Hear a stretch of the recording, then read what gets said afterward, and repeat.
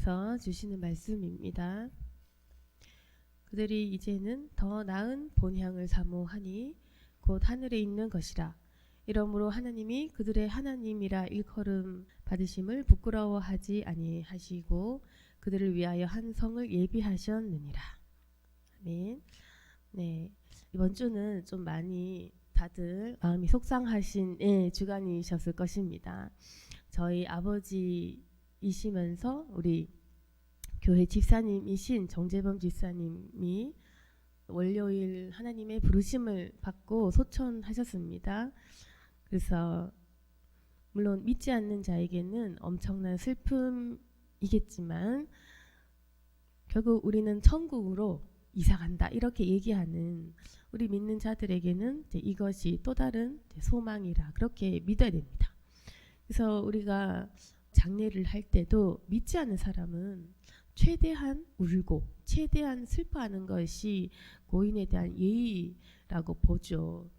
그래서 장례 예식을 할 때도 보통 유교식, 불교식을 이제 따르면 아이고도 해야 하고 또 많이 울고 또 예를 들어서 뭐 머리도 감으면 안 되고 이제 이런 여러 가지가 있습니다.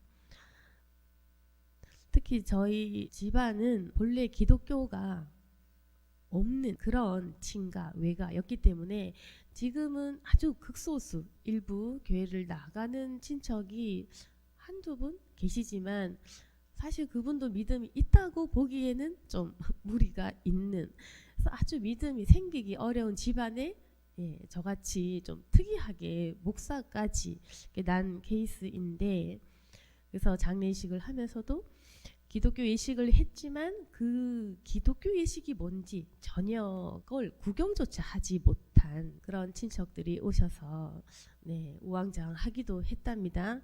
그래서 하나님께서 엄청 불교가 센 그런 집에서조차도 구원을 열어주신 것은 기적입니다. 근데 저희 아버지 집안이 그냥 불교가 아니라 남묘호랭갱교라고 있습니다. 뭐 불교 쪽 이단이라고 들어본 적 있는데 저도 정확히 잘 모르고요. 단지 할머니 할아버지 댁에 제단을 모셔놓고 절할 만큼 그 우상 숭배가 심각한 그 집안입니다. 그래서 저희들은 알고 있죠. 우상 숭배를 했다 보니 집안에 많은 어떤 유전, 질병이라든지 각종 사건 사고가 큰 집에는 유독 끊기지 않았던 것 같아요. 근데 그렇게 불심이 아주 세고 또 그 중에서도 불심이 세면서 기독교를 정말 극혐했던 분이 저희 아버지이신데, 그래서 저희 아버지가 어릴 때 제가 초등학교 때 믿음 없어도 교회 한두 번씩 가게는 되잖아요. 그때마다 혼을 내시고 우리 집은 불교 집안이니 교회 가지 말라고 많이 이제 핍박을 하셨습니다. 뭐 핍박이라기보다 불교 집에서는 교회 다니면 망한다 이제 이런 게 있거든요. 미신이 워낙 강하기 때문에.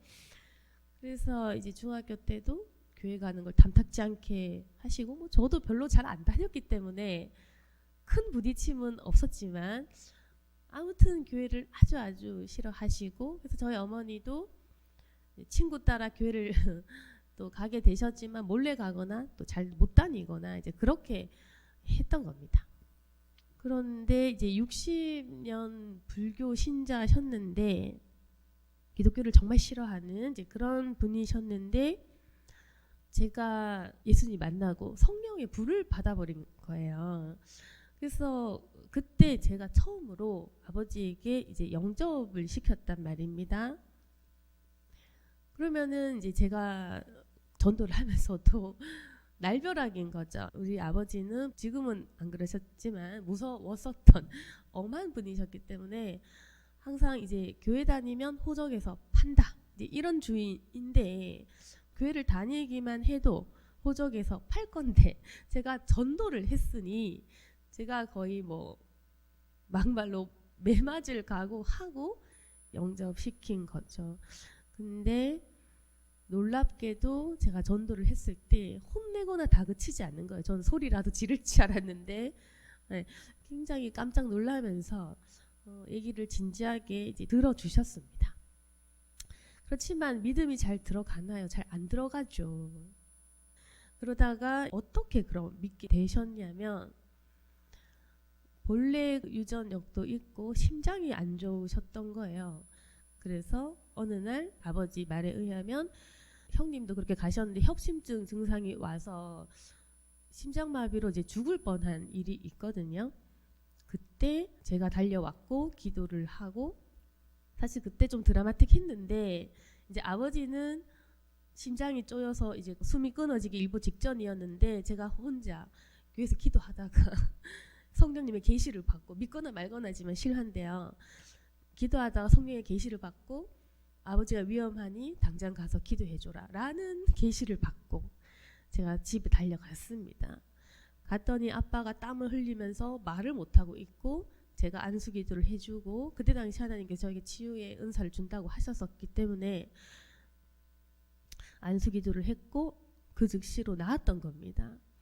그래서 아버지께서 그때 죽을 뻔했는데 심근경색인지 협심증인지 아무튼 심장병에서 죽을 뻔했는데 제가 성령님의 계시를 받고 기도를 해주고 단번에 나으니 그 누가 안 믿겠습니까? 여러분 사실 정말 불심 센 사람이 믿기 쉬워요. 제 입장에서는. 왜 그러냐면은 저도 마찬가지인데 안 보면 안 믿어.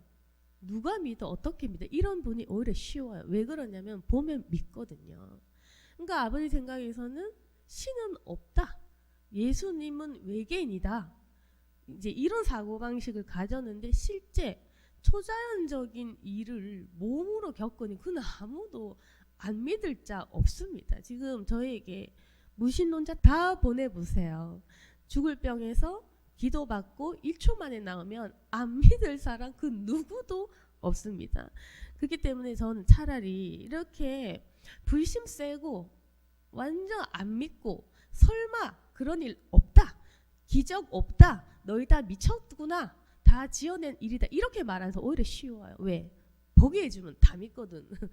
자기가 없다라고 판정한 그 일들이 자기 몸에 일어나면 믿을 수밖에 없거든요. 그래서 저희 집은 그런 일이 일어나지 않으면 믿음이 들어갈 수가 없는 집입니다. 보지 않으면 절대 안 믿는 집. 저도 마찬가지. 그래서 이제 그 일이 있고 아버지 말에 의하면 그때 기도를 하고 회심을 하고 하나님께서 심장의 그 통증을 낫게 해주시고 한 10년 계속 하나도 통증이 없다고 말씀을 이제 하셨던 거예요. 그래서 이제 교회를 거의 안 다니셨고 제가 개척하고 주일 성수를 하신 건데 하나님께서 내 목숨을 살려주셨기 때문에 나는 이제 예수님 믿는다 하면서 주일 성수를 이제 매주 잘 하셨던 건데 지금 떠올려 보면 하나님께서 그때 본래 데리고 가실 것을 20년 연장시켜 주셨구나 그런 생각이 듭니다.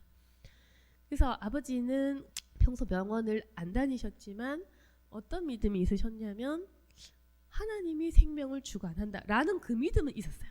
물론 교회 빨리 가고 뭐 봉사 안 하고 뭐 이랬을지는 몰라. 그렇지만 아버지는 항상 뭘 믿었냐면 하나님의 존재에 대한 그 믿음이 있고 하나님이 계시고 그리고 자기가 불교를 믿어봤지만 부처는 아무 힘이 없더라. 일단은 내 생명 살리신 분은 어쨌거나 예수님 자기가 좀 싫어하던 핍박하던 욕하던 그 예수님이 나를 살려주셨기 때문에 나는 예수님 믿을 거다. 이제 약간 의리가 된 거죠. 그분이 나를 살리셨으니 나도 그분 믿겠다. 이렇게 된 겁니다. 그래서 그 병고침을 한번 이렇게 경험을 하니까 굉장히 믿음이 있었고 그 하나님의 그 존재 그리고 또 어떤 것이 있었냐면 병원을 막 다니지 않고 몸이 안 좋은데도 병원을 안 다니면서도 어쨌건 사람의 생명은 하나님께 달린 것 이제 이 개념이 있었기 때문에 네 그래서 믿음이 있으면서도 자신의 어떤 그 미래나 마지막 순간까지는 불안함보다는 맡긴다 내어 맡긴다 이제 이 개념을 계속 가지고 계셨어요. 그래서 항상 그러셨습니다. 어차피 하나님이 살리실 거면 살린다. 그런 식의 그 믿음은 갖고 계셨습니다. 그렇지만 여러분 아실 것은 물론 그 치유의 경험이라는 것이 믿음을 위해서 이렇게 한 번씩 열립니다. 일어납니다. 그렇지만 우리가 언제까지 치유의 경험을 통해 우리가 그 죽음 자체를 막겠습니까? 결국에는 하나님께서 때로는 돈 응답, 병 고침의 응답을 주시지만 한정적이에요. 믿음을 위해서, 그분의 영광을 위해서, 목적을 위해서 그런 기적들이 일어나긴 하지만 결국에는 우리 모두는 결국 어차피 어쩔 수 없이 죽어야 한답니다. 저도 마찬가지고 우리 모두, 우리 전 인류는 네, 죽고 난 이후에 삶이 기다린다는 거예요.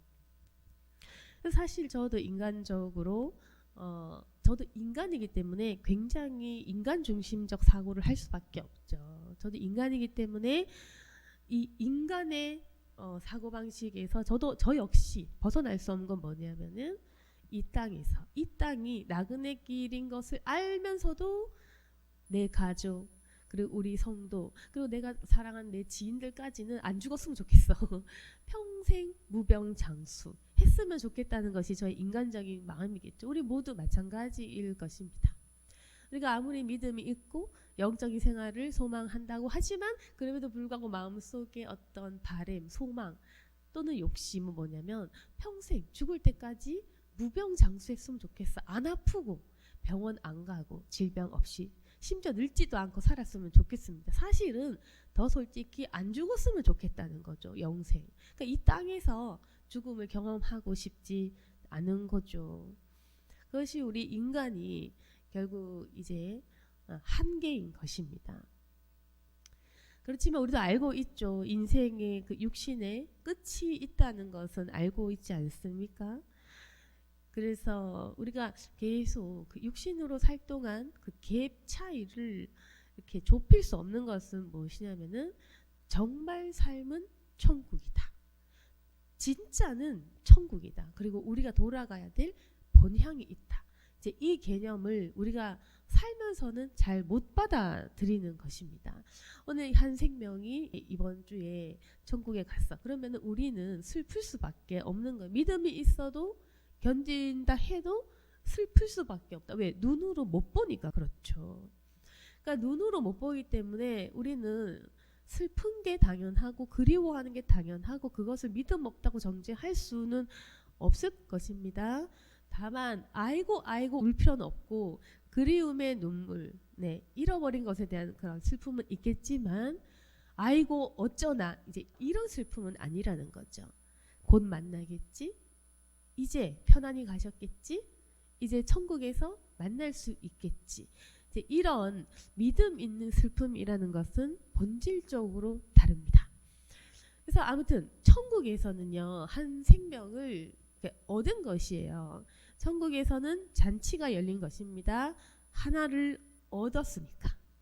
근데 우리는 한 사람을 잃은 거예요. 그러니까 우리는 슬프죠. 이것이 우리와 천국의 갭이라는 것입니다.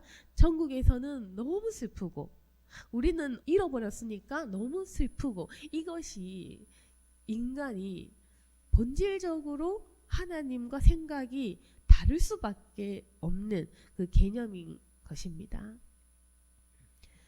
그래서 우리가 아무리 천국을 사모한다고 하고 또 천국에 있다 이렇게 생각을 하고 또 우리도 천국에 갈 것이다 라고 생각을 하지만 막상 우리는 이 현생을 살아야 되지 않겠습니까? 그러니까 육신의 존재고 우리가 서로 더불어 살아가고 있는데 있던 사람이 없다. 이제 이러한 그리움과 이제 상실감 이런 것들은 어쩔 수 없이 인간이 겪어야 하는 고통이죠. 사람이 가장 겪기 싫어하는 고통이 무엇입니까? 물질에 대한 그 어려움과 그리고 사람을 잃는 것에 대한 슬픔. 그것은 우리 인간이라면 누구나 헤어나올 수 없는 커다란 문제인 거예요. 인간은 가난에 대한 아픔, 그리고 질병에 대한 고통, 그리고 죽음에 대한 공포 이런 것들을 가지고 살아갈 수밖에는 없습니다. 제가 이렇게 말씀드리는 것은 제가 유족이기는 하지만 전 또 목사니까 말씀을 증거해야겠죠. 제가 말씀드리고 싶은 것은 우리도 슬픔과 고통은 당할 수밖에 없다. 그래서 이 땅에서 뭐 육신 자체가 죽지 않는 건 없는 겁니다. 슬픔과 고통은 우리 인간의 몫이고, 다만 그럼에도 불구하고 믿는 사람들이 다른 건 뭐냐면은 천국이라는 것을 믿지 않으면 그 끝에 대한 절망감이 있는 거예요. 절망감, 상실감. 과연 좋은 데 갔을까? 이 세상에 끝이 있을까? 아무튼 그 돌아가신 고인의 그 화장을 하고 묻고 이제 이러한 장례 예식을 할 때 이 천국을 믿지 않는 저희 친척들은 그저 절망과 슬픔 그 자체죠. 그래서 한 번이라도 그 뼈가루를 더 만져보고 싶고 그걸 느끼고 싶고 계속 그 육신에 썩어 없어지는 그리고 흙으로 돌아갈 법한 그것들을 계속 만지고 그리워하며 그렇게 장례를 치르지만, 그러나 우리 믿는 사람들은 이미 천국에서 뭐 날개 달고 이미 천국에서 예수님 만나서 행복하게 살 건데 내가 왜 이렇게 슬퍼해야 하나. 물론 슬프지만 그렇지만 이 마인드가 틀린 겁니다. 그래서 보세요. 불신자는 없어졌어, 사라졌어, 다신 못 만나. 이제 이 슬픔하고 천국에 있고 행복할 것이고 다음에 만날 것이고, 이제 이 개념은 정말 다르더라고요. 그래서 우리 믿음 있는 자는 슬프지만 동시에 희망과 소망을 같이 가질 수 있는 것입니다. 그리고 슬픔의 본질적 속성이 다른 겁니다. 그리움의 슬픔은 있지만 소망이 있는 것입니다. 그래서 이제는 더 나은 본향을 사모하니 곧 하늘에 있는 것이라. 이 세상 사람들은 그 죽음을 향해 돌진하는 것이 인생이라고 말하거든요. 근데 우리는 죽음과 노화를 향해 돌진하는 것이 아니라 천국으로 돌아가는 거예요. 그래서 이 인생의 나그네 장막길을 통과해서 천국, 실제 내 삶으로 돌아가는 것입니다. 그래서 우리가 그것을 기다리고 고대하는 마음으로 준비하는 거죠. 그래서 우리 인생은 죽음으로 돌진하는 것이 아니라 천국에서의 새로운 삶을 준비하는 삶. 그래서 천국으로 가기 위한 여정, 그리고 천국에서 상급을 받기 위한 준비 기간, 이렇게 보시면 됩니다. 저는 개인적으로 천국에 대해서 어떻게 생각하냐면은 예수님을 실제적으로 만나는 날, 저는 그렇게 생각을 하거든요.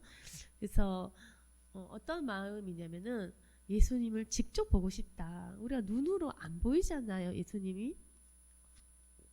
그렇기 때문에 저는 예수님을 직접 만나고 싶다. 이제 그 만남이 저는 목적인 겁니다. 그래서 저는 죽음에 대해서 내가 나중에 죽으면 어떡하지가 아니라 예수님 만나고 싶다. 빨리 만나고 싶다.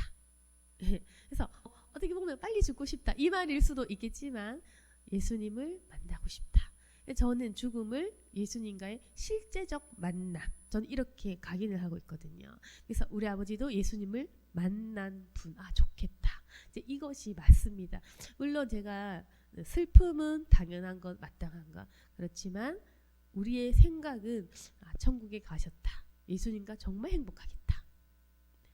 그렇게 생각을 한다면 불신의 예수 믿지 않는 분들하고는 이 개념이 이제 완전히 다른 거죠. 그래서 저희 어머니께서도 여행 간 것 같다고 말씀을 하셨는데 맞습니다. 천국 여행을 일찍 간 거죠. 그래서 이제 10년, 20년, 30년 하여튼 언젠지 몰라 몇십 년 뒤에 먼저 여행 간 분을 만나는 거죠.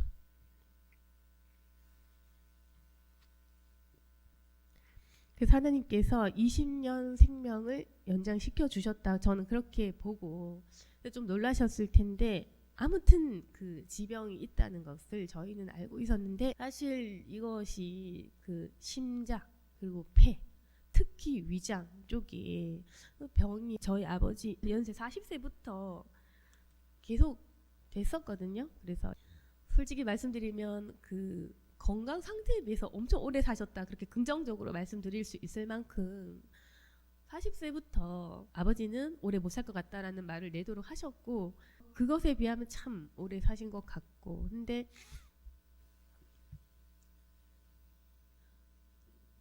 저희 아버지께서 그 심장 병 고침을 하나님께 받고 그래도 건강한 모습으로 이제 사셨던 것 같고, 근데 저희 아버지가 좀 특이하셨던 것은 무엇이냐면은 병원을 살면서 거의 한 번도 안 갔다는 겁니다. 뭐 치과 한 번, 눈 수술 한 번 말고는 그 건강검진조차 한 번도 받지 못했어요. 그래서 이 부분이 아주 특이하고, 그래서 의사들도 굉장히 의아해하고 이제 그랬습니다. 그래서 그 마음을, 의도를 모르면 왜 저렇게 무지할까? 그래서 친척들도 다 답답해했죠. 아니 왜 살아생전 왜 병원 안 갔냐? 이렇게 많은 사람들이 저희 아버지를 답답해하고 무지하다고 하고, 병원 가라는 말을 얼마나 수십 년 그렇게 설득을 했겠습니까, 가족들은? 그런데 이제 그 마음을 실제 아는 사람은 어쩌면 저밖에 없었을 수도 있는데, 저희 아버지가 특이한 성격은 무엇이었냐면 남한테 피해 주는 것을 그렇게 극도로 싫어하는 그런 분이셨어요. 그것이 그 하나의 좀 장점이자, 제가 생각했을 때 좀 하나님께서 그 불교 집안에서 딱 한 명 구원시켜 주신 그 저희 아버지 좀 의로운 점이 아니었을까? 인간으로서 뭐 다른 죄는 많이 지으셨겠지만 단 하나 그래도 아주 작은 그 의로움을 찾는다면, 그런 사람들 속이지 않고 피해 끼치지 않고 절대로 남에게 해가 되는 행동을 하지 않는 그 성격이 있었는데, 그게 남에게 피해를 주지 않으려는 그런 마음이 많았어요. 그것이 이제 아주 강한 어떤 신념과도 같은 것이었습니다. 근데 왜 병원 안 갔냐? 사실 저희 집안이 굉장히 장수 집안인데 친가 외가 전부 90세 이상을 훌쩍 넘기셨습니다. 할아버지 할머니 전부, 증조 할머니 그 외가 쪽까지 우리가 사실은 굉장히 장수 집안. 그렇다 보니까 그렇잖아요. 저희 할머니도 96세 이상 넘기셨다면은 얼마나 길고 긴 병수발을 이쪽 저쪽 다 했겠습니까? 친가 외가 병수발을 엄청 많이 하셨고, 치매인 분도 계셨고, 그 모습을 다 보신 거예요. 그래서 병수발을 10년 20년 넘게 하면서 형제들이 싸우고 엄청난 돈이 들고, 이제 이런 것들을 너무 이제 보셨기 때문에 절대로 병수발 하게 안 한다. 그 모토가 있었는 거예요. 자식들에게 병수발 시키지 않는다. 그래서 본인은 끝까지 병원에 가지 않고 이제 집에서 이제 그렇게 한다. 그런 마인드를 가지셨던 것입니다. 그래서 다른 사람들은 왜 미련하게 병원을 안 가? 이렇게 말씀하실 수 있겠지만 기질이 저와 같아요. 저도 꾹 참고 내 아픈 거 절대 얘기 안 하는 그런 독한 성격을 제가 아빠한테 물려받은 거예요. 그래서 이제 아버지는 절대로 그 피해, 자식들에게 피해를 끼치지 않는다. 그 모토로 혼자 통증을 감당을 하셨던 건데, 그래서 통증을 견디고, 근데 또 하나님께서 그럼 아무 역사도 안 주는, 그건 아닙니다.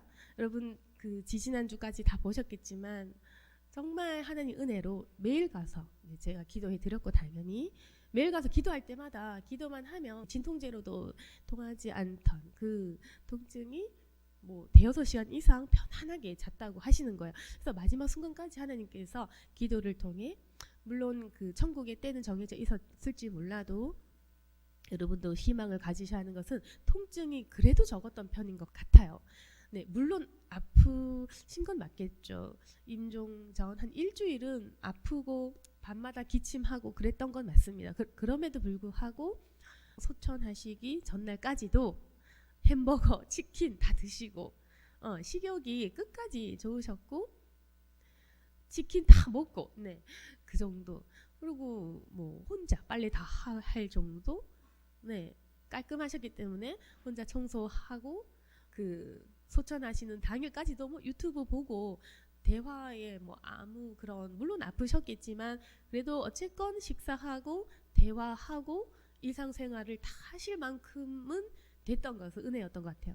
그래서 매일 기도하고 이제 항상 식구들끼리 둘러앉아서 기도를 하면서 기도하고 통증이 나았다 하면서 할렐루야 박수치고 식구들끼리 둘러앉아서 기도하고 그렇게 일주일간을 참 준비는 그래도 잘 했던 것 같아요.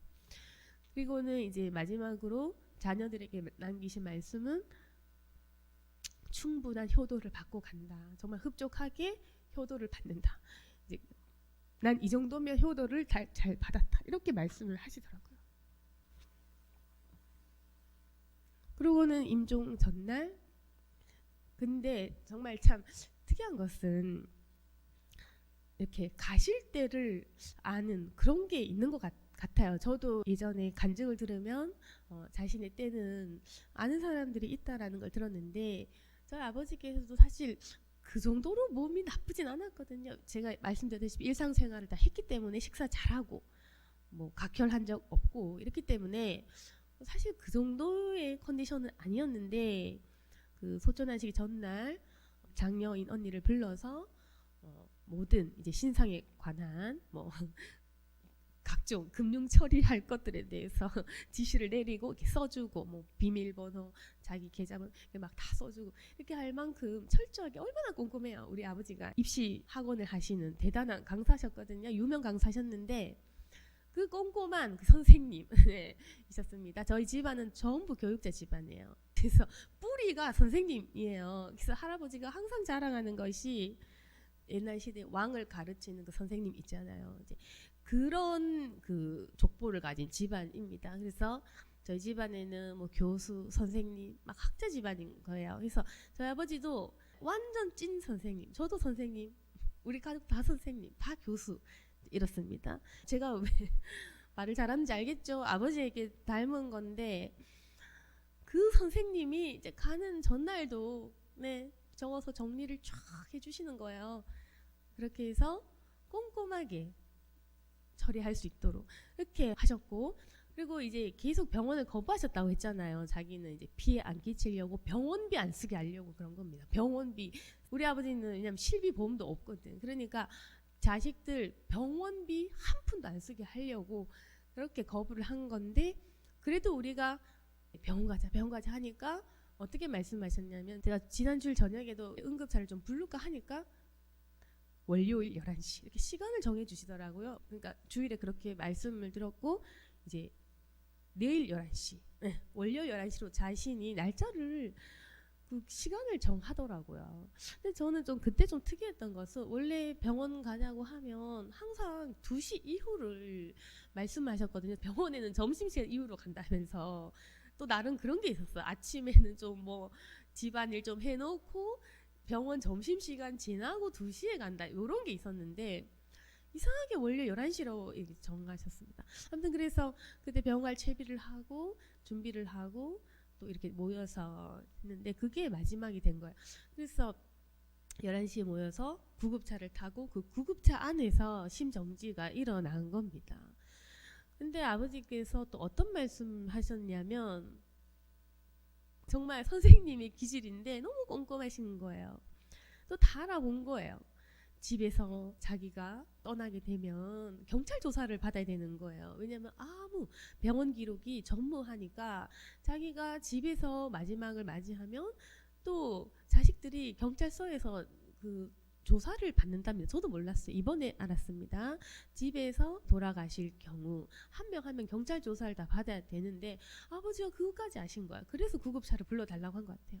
아무튼 그래서 이제 구급차를 이제 실어서 구급차 안에서 이제 심정지가 갑작스레 오셨고 병원에 가서 심폐소생술을 하면서 그렇게 가셨는데 결국에는 그 당시에 저도 물론 경황 없고 이해 안 가고 참 놀랐지만 모든 것을 좀 정리하고 당연히 제가 기도를 이제 하면서 정리를 한 것은 하나님께서 이제 아버지의 모든 소원을 그래도 들어주셨다. 물론 우리는 때가 마음에 안 들어 더 늦게 가셨으면 좋았겠지만 그것은 하나님 뜻이고, 네, 사람의 때는 하나님이 정하는 거니까 사실 제가 정할 수 없잖아요. 제가 만약에 정하는, 우리 교인 전부 130세 무병장수 130세로 제가 할 건데요. 그 때는 우리가 정하는 게 아니지 않습니까? 그래서 하나님 때 가신 건데, 그럼에도 불구하고 모든 소원을 이제 들어주셨어요. 우리 아버지의 소원 뭐냐면은 병원에 가서 내 몸에 칼대기 싫다. 그리고 병원비 자식들에게 쓰게 하기 싫다. 마지막까지 집에서 있다 가고 싶다. 그런, 네, 모든 구체적인 기도를 다 들어주신 거예요. 그래서 아버지도 밤마다 기도를 물론 하셨죠.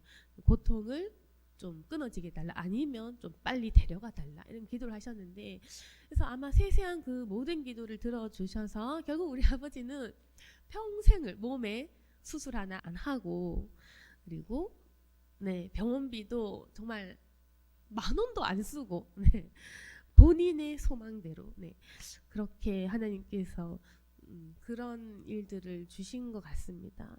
그래서 참 모든 것이 정해진 때구나. 그러면서도 좀 소름 돋는 것은 평소에 교회 걱정, 신도들 걱정 참 많이 하셨는데 참 그것도 배려해서 주일 설교 잘 하라고 월요일로 지정하셨구나.